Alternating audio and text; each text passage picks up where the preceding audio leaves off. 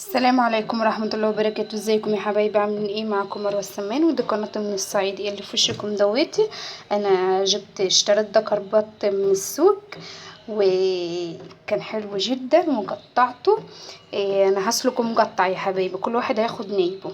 وهنا يا حبايبي معايا ميه حاطه فيها 3 فصوص توم وثلاث ورق لوري. هنزل عليها بحتة البط. شايفين حلاوة البط البلدي؟ اول ما ينزل كده في المية المغلية يبقى شوربة. شايفين الدسمة؟ شايفين ده يا حبايبي؟ تربية بيتي، انا مشتريها من واحدة معرفة. شايفين يا حبايبي الصعيد واكل الصعيد وطيور الصعيد حلوة ازاي؟ بسم الله ما شاء الله، الله اكبر عليه. شايفين يا حبايبي؟ اول ما حطيته والميه بتغلي بصوا نزلت كل الدهون فيه والدسامه اللي فيه الحلوه دي. كده هتبقى شوربه زي العسل. شوربه البط كده بتبقى ايه؟ زبده بلدي.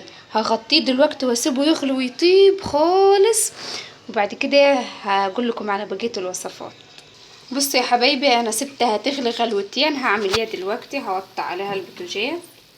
بسم الله. بصوا شايفين يا حبايبي؟ سمنه بلدي، مش شوربه، لا سمنه بلدي.